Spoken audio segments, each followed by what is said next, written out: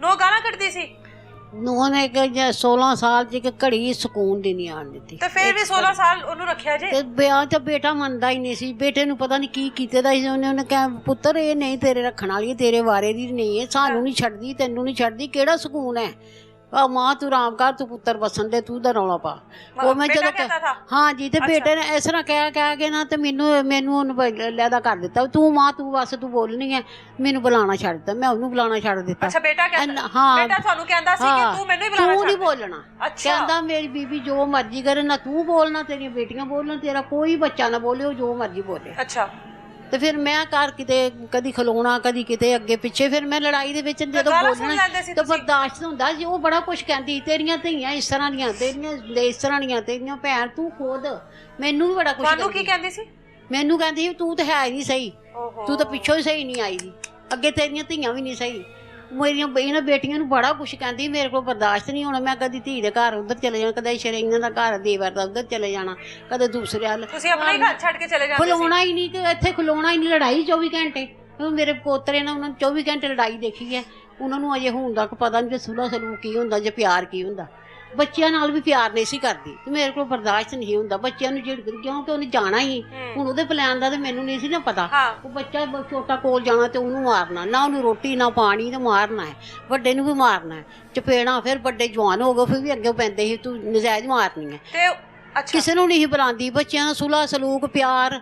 ਜਦੋਂ ਮੁੰਡੇ ਨੇ ਦੁਕਾਨ ਤੋਂ ਮੇਰੇ ਨਾਲ ਉਹਦੇ ਨਾਲ ਲੜਾਈ, ਜੇ ਮੈਂ ਬੋਲਣਾ ਤੇ ਮੈਨੂੰ ਤੇ ਉਹਨੂੰ ਪਤਾ ਨਹੀਂ ਕੀ ਕਹਿੰਦੀ ਸੀ, ਮੈਂ ਤੇ ਸੁਣਾ ਵੀ ਨਹੀਂ ਸਕਦੀ। ਤੇ ਹੁਣ ਜਦੋਂ ਪੁਲਿਸ ਤੁਹਾਡੇ ਘਰ ਆਈ ਹੈ ਨਾ? ਹਾਂਜੀ। ਤੇ ਤੁਹਾਨੂੰ ਵੀ ਮਾਰਦੇ ਪਿੱਟਦੇ ਰਹੇ, ਤੁਹਾਨੂੰ ਵੀ ਬਾਹਰ ਕੱਢਿਆ? ਹਾਂਜੀ। ਪਹਿਲਾਂ ਮੀਆਂ ਮੇਰਾ ਬਿਮਾਰ ਹੈ, ਉਹਦੇ ਨਾਲ ਨੀਚੇ ਨਹੀਂ ਆ ਰਿਹਾ, ਉਹਨੂੰ ਫੜ ਕੇ ਲਿਆਣੇ ਪੈਂਦਾ ਹੈ। ਤੇ ਉਹ ਉੱਥੇ ਨੀਚੇ ਉੱਤੇ ਲੇਟੇ ਦਾ ਸੀ ਤੇ ਮੈਂ ਵੀ ਉੱਥੇ ਸੀ।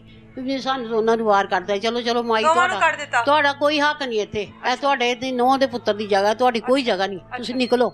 ਜਦੋਂ ਮਾਂ ਪਿਓ ਧੀਆਂ ਪੁੱਤਰ ਜਵਾਨ ਹੋ ਜਾਣ ਤੇ ਉਹਨਾਂ ਦਾ ਹੁੰਦਾ ਸਾਰਾ ਕੁਛ, ਮਾਂ ਪਿਓ ਦਾ ਕੁਛ ਨਹੀਂ ਹੁੰਦਾ। ਤੁਸੀਂ ਰੋਟੀ ਦੇ ਭਾਈ ਵਾਲੋ, ਨਿਕਲੋ। ਮੈਂ ਵੀ ਨਿਕਲ ਗਈ। ਮੈਂ ਕਹਾਂ ਮੈਂ ਨਹੀਂ ਨਿਕਲਣਾ। ਉਹ ਤੇ ਮੈਂ ਨਾ ਨਿਕਲਾਂ ਤੇ ਮੈਨੂੰ ਧੱਕੇ ਮਾਰਨ, ਮੈਂ ਕਿਤੇ ਡਿੱਗ ਪਈ ਤੇ ਲੱਗ ਜਾਏਗੀ। ਫਿਰ ਮੈਂ ਚਲੀ ਗਈ। ਉਹ ਤੇ ਉਂਝ ਫੜ ਕੇ ਉਹਨਾਂ ਲੈ ਆਂਦਾ ਥੱਲੇ। ਫਿਰ ਅਸੀਂ ਉਹ ਤੇ ਸਾਹਮਣੇ ਬਹਿ ਗਏ। ਤੇ ਉਹ ਜੇ ਮੇਰੀ ਧੀ ਆਵੇ ਤੇ ਗੱਡੀ 'ਚ, ਜੇ ਮੇਰਾ ਦੋਤਰਾ ਕੋਈ ਸਾਹਮਣੇ ਆਇਆ ਤੇ ਗੱਡੀ, ਉਹ ਸਾਰਿਆਂ ਨੂੰ ਵਿੱਚ ਬਾੜ ਕੇ। ਇਹ ਵੀ ਆਈ ਮੇਰੀ ਨੂੰਹ ਛੋਟੀ, ਇਹਨੂੰ ਵੀ ਗੱਡੀ 'ਚ, ਇਹਦੇ ਤੇ ਵੀ ਪਰਚਾ ਕਰਾ ਦਿੱਤਾ, ਧੀ ਤੇ ਕਰਾ ਦਿੱਤਾ। ਤੇ ਆਪੇ ਉਹ ਅੰਦਰ ਵੜ ਗਈ ਹੈ। ਪੁਲਿਸ ਵਾਲੇ ਅੰਦਰ ਵੜ ਗਏ ਨੇ, ਦਰਵਾਜ਼ੇ ਖੋਲ ਦਿੱਤੇ ਨੇ, ਤਾਲੇ ਤੋੜ ਦਿੱਤੇ ਨੇ। ਉਹ ਅੰਦਰ ਚਲੇ ਗਈ ਹੈ। ਅੰਦਰ ਉਹ ਜਿਹੜਾ ਸਾਡਾ ਕੈਮਰਾ ਚੱਲਦਾ ਪਿਆ ਸੀ, ਉਹਦਾ ਕੋਈ ਪੁਰਜਾ ਹੁੰਦਾ, ਉਹ ਵੀ ਲੈ ਗਈ। ਅੰਦਰ ਪੈਸਾ ਧੇਲਾ ਜੋ ਹੈ ਹੀ ਬਾਹਰ ਹੀ ਸਾਰੇ। ਉਹ ਅੰਦਰ ਸੀ, ਪੁਲਿਸ ਵਾਲੇ ਵੀ ਅੰਦਰ, ਉਹ ਵੀ ਅੰਦਰ। ਜੋ ਉਹਦਾ ਦਿਲ ਕਰਦਾ ਉਹ ਲੈ ਗਈ। ਮੇਰਾ ਮੋਬਾਈਲ ਉੱਥੇ ਸੀ ਜਿੱਥੇ ਮੇਰਾ ਮੀਆਂ ਪੇਦਾ ਸੀ, ਉੱਥੇ ਮੋਬਾਈਲ ਸੀ ਪੇਦਾ ਨਾਲ। ਮੋਬਾਈਲ ਵੀ ਉਹ ਲੈ ਗਈ। ਪਤਾ ਨਹੀਂ ਉਹ ਪੁਲਿਸ ਵਾਲਾ ਲੈ ਗਿਆ, ਕੋਲ ਲੈ ਕੇ ਮੇਰਾ ਮੋਬਾਈਲ ਵੀ ਲੈ ਗਏ। ਉਹਦੇ ਵਿੱਚ ਤੇ ਹਰ ਕਿਸੇ ਦਾ, ਮੈਂ ਸਿਆਣੀ ਆ, ਮੇਰਾ ਨੰਬਰ ਹੈ ਹਰ ਇੱਕ ਦਾ, ਤੇ ਬੇਟੀਆਂ ਦਾ ਕੀ ਤੇ ਰਿਸ਼ਤੇਦਾਰਾਂ ਦਾ। ਹੁਣ ਉਹਦੇ ਹੱਥ ਆ ਗਿਆ ਕੱਲ ਪਰਸੋਂ ਜੀ। ਉਹ ਕਦੀ ਇਹਨੂੰ ਫੋਨ ਕਰਦੀ ਹੈ, ਕਦੀ ਉਹਨੂੰ ਕਰਦੀ ਹੈ, ਕਦੀ ਉਹ ਰਿਸ਼ਤੇਦਾਰਾਂ ਨੂੰ, ਪਤਾ ਨਹੀਂ ਕਿਹਨੂੰ ਕਿਉਂਕਿ ਉਹਦੇ ਕੋਲ ਪਹੁੰਚ ਗਿਆ ਉਹ ਤੇ ਨੰਬਰ ਜੇ ਉਹਦੇ ਮੇਰੇ ਮੋਬਾਈਲ 'ਚ ਨੇ। ਹੁਣ ਮੋਬਾਈਲ ਵੀ ਲੈ ਗਈ ਹੈ, ਰਿਸ਼ਤੇਦਾਰਾਂ ਨੂੰ ਤੰਗ ਵੀ ਕਰ ਰਹੀ ਹੈ। ਹੁਣ ਜਿਹਨੇ ਸਿਮ ਬੰਦ ਕਰਾਉਣੀ, ਉਹ ਮੁੰਡਾ ਮੇਰਾ ਅੰਦਰ ਹੈ। ਤੇ ਬੇਟਿਆਂ ਮੇਰੇ ਤੇ ਦੋਨਾਂ ਦਾ ਇੰਜਾਮ ਲਾਇਆ ਜੀ। 8 ਲੱਖ ਰੁਪਈਆ ਸੀ ਮੇਰੇ ਅੰਦਰ, ਉਹ ਇਹਨਾਂ ਨੇ ਕੱਢ ਲਿਆ। ਮੇਰਾ ਜੇਵਰ ਕੱਢ ਲਿਆ। ਤੇ ਯਕੀਨ ਕਰ ਧੀਏ, ਮਰ ਜਾਣਾ, ਦੁਨੀਆ ਛੱਡ ਜਾਣੀ ਹੈ, ਔਲਾਦ ਇਹਨਾਂ ਨਾਲ ਨਹੀਂ ਜਾਣਾ। ਆਪਣੀ ਕਬਰ 'ਚ ਦੁਨੀਆ ਤੇ ਕੀ ਹਾਲ ਹੁੰਦਾ ਪਿਆ ਤੇ ਅੱਗੇ ਕੀ ਹੋਣਾ। ਝੂਠ ਨਹੀਂ ਬੋਲਣਾ। ਇੱਕ ਉਹਦਾ ਇਹ ਹੈ ਰਹਿਣ ਦਿੱਤੇ ਦਾ, ਕਿਉਂ ਇਹ ਉਹਦੇ ਨਹੀਂ ਨਾ ਆਇਆ ਟਰੱਕ 'ਚ ਜਿਹਦੇ ਜੋ ਮੱਝਾਂ ਲਿਆਂਦਾ ਸੀ ਭਰ ਕੇ ਲੈ ਗਈ। ਬਾਕੀ ਸਮਾਨ ਸਾਰਾ ਹੀ ਲੈ ਗਈ। ਇੱਕ ਇਹ ਨਹੀਂ ਆਇਆ ਤੇ ਕੋਈ ਸ਼ੀਸ਼ਾ ਅਸੀਂ ਨਹੀਂ ਰੱਖਦੇ, ਅਸੀਂ ਉਹਦੀ ਚੀਜ਼ ਰੱਖਣੇ ਨਹੀਂ ਚਾਹੁੰਦੇ। ਇਹ ਸੋਫਾ ਹੈ, ਇਹ ਅਲਮਾਰੀ ਹੈ, ਇਹ ਬੈੱਡ ਹੈ। ਇਹ ਆ ਖੁਦਾ ਦੀ ਕਸਮ, ਮੈਨੂੰ ਕੁਰਾਨ ਚੁਕਾ ਲਓ ਜੇ ਮੇਰੇ ਘਰ ਹੋਰ ਕੋਈ ਵੀ ਚੀਜ਼ ਹੈ ਤੇ ਉਹਨੇ ਮੇਰੇ ਪੁੱਤਰਾਂ ਦੇ ਨਾਂ ਲਾਤੇ। ਮੇਰਾ ਜੇਵਰ, ਜਿਹੜੀ ਬੁੱਢੀ ਇਸ ਤਰ੍ਹਾਂ ਜਾਂਦੀ ਹੈ ਜੇਵਰ ਛੱਡ ਕੇ ਜਾਂਦੀ ਹੈ, ਤੁਹਾਨੂੰ ਪਤਾ। ਜਿਹੜੀ ਇਸ ਤਰ੍ਹਾਂ ਜਾਂਦੀ ਹੈ ਉਹ ਪੈਸਾ ਧੇਲਾ ਘਰ ਛੱਡ ਕੇ ਜਾਏਗੀ। ਸਿਰਫ ਉਹਦੀ ਔਲਾਦ ਰਹਿੰਦੀ ਹੈ ਇੱਥੇ, ਮੈਂ ਰਹਿੰਦੀ ਹਾਂ, ਉਹਦੀ ਔਲਾਦ ਰਹਿੰਦੀ ਹੈ। ਅਸੀਂ ਤਾਂ ਕੱਢ ਕੇ ਤੇ ਘਰ ਵਿੱਚ ਚੋਰੀ ਕਰ औलाद से सगी होती तो जाती क्यों? मुझे आखिरी एक बात बता दीजिएगा कि जो घर है उसने नाम अपने किस तरह से लगवाया? आपके भाई ने गिफ्ट किया उसको या हक महर में दिया हुआ था? किस तरह से घर उसके नाम? नहीं, ये अभी का ही कुछ यानी साल से ही बात हुई है। ये छोटा बेटा जो है ना, ये साथ वाली गली में है गार्डियन स्कूल। अच्छा। उस स्कूल में जाता था। उसको कहती है जब अलग हुई ना तो वो थोड़ी खुल गई। पहले तो बेटे हमने अपनी मर्जी से स्कूलों में डाले हुए थे, जब वो थोड़ी खुली है उसने कहा इधर नहीं मैंने अपने बच्चे को पढ़ाना, मैंने शादबाग सोल स्कूल है वहाँ मैंने पढ़ाना। भाई ने कहा चलो ठीक है हम रिक्शा लगवा देंगे, बच्चा वो ले भी जाएगा छोड़ भी जाएगा, तो आप डाल दें। हर कोई अपने बच्चे के लिए बेहतर ही सोचता है। इसने क्या किया है कि इसने वहाँ से कागज लाई है रजिस्ट्री के, यानी कि जो लिखवाने थे मकान के। भाई मेरे जो है ना कुछ अनपढ़ हैं, यानी कम पढ़े लिखे हैं और वो इतना कुछ जानते नहीं है, बहुत सादे हैं। ये लाई हैं, ये बाहर से काउंटर की तरफ आई है, आकर इसने कहा कि ये कागज है तो आप साहब आप ऐसा करें इसके ऊपर सिग्नेचर कर दें। अच्छा। ये मूसा के जो है ना एडमिशन के कागज है, मैंने वहाँ जमा करवाने हैं, यहाँ ये अंगूठे लगवा दे, यहाँ ये साइन कर दे, ये कर दे, तो मैं आज ही बच्चे का एडमिशन करवाती हूँ, कल से बेटा मेरा स्कूल जाएगा। भाई कहते हैं कि मेरे पास जरा रश था, कस्टमर ज्यादा थे, मैंने जल्दी जल्दी लिखा और लिख के तो मैंने कहा ले जाओ। ठीक है, वो इस तरीके से उसने ये जो घर है ये प्रॉपर्टी उसने अपने नाम करवाई। जी आदि करवाई। और मैम दूसरी बात, ये जो रेट करवाया इन्होंने हमारे साथ कानून ने इतना धोखा किया, इतना धोखा किया कि मेरे भाई अपने कामों में मसरूफ थे। बड़ा भाई जो है ना वो काम पे भी कम आता था अब, क्योंकि अब्बू अम्मी उनसे नाराज है कि अगर तू हमारा कहना मान लेता तो ये दिन हम ना देखते। तो अब्बू ने कहा तूने मेरे घर नहीं आना, तू भी मेरा जो है ना चोर ही है, तूने भी चोरी से यानी कि मेरे से ये मैं जगह तुझे दी कि उसको दी है, तो तुम भी निकल जाओ। अब वो क्या कहते हैं बच्चे कि बच्चों ने पापा से राब्ता रखा हुआ है जैसे माँ से रखा था, पहले माँ को देखा परखा और छोड़ दिया, फिर उन्होंने अब अपने वालिद साहब से रखा हुआ है। वो आते हैं इनसे पूरा पूछते हैं कि आज क्या सेल हुई, कितना कारोबार है, मंडी से क्या लाना है, और नीचे से ही चले जाते हैं, ऊपर नहीं आते।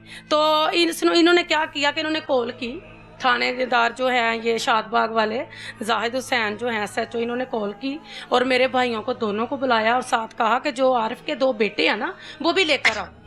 यानी कि ये इन्होंने जुमेरात वाले दिन की बात है, इन्होंने जब बुला लिया जोहर के बाद बुलाया, तो पहले भी जाते थे क्योंकि हमारी तो कई महीने साल से दौड़ लगी हुई है, कभी खुली कचहरी में कभी थाने में। मेरी वालदा रुल गई है जा जाके, जो हम कभी गली में नहीं बोले थे आज हमें थानों में और अदारों में बोलना पड़ रहा है। तो उन्होंने बुलाया कि आओ, मेरे भाई दोनों गए, भतीजे गए, इन्होंने जाके उससे कुछ बातें की करके तो कमरे में लॉक कर दिया, बाहर से लॉक किया और नायला बीबी को कहा कि, और जो उस वाले पुलिस वाले थे और जो लेडीज पुलिस थी उनको भी बुलाया और कहा कि डाला भरो और जाके ना तो ताले तोड़ो और नायला बीबी को अंदर छोड़ के आओ और ताले लगाओ।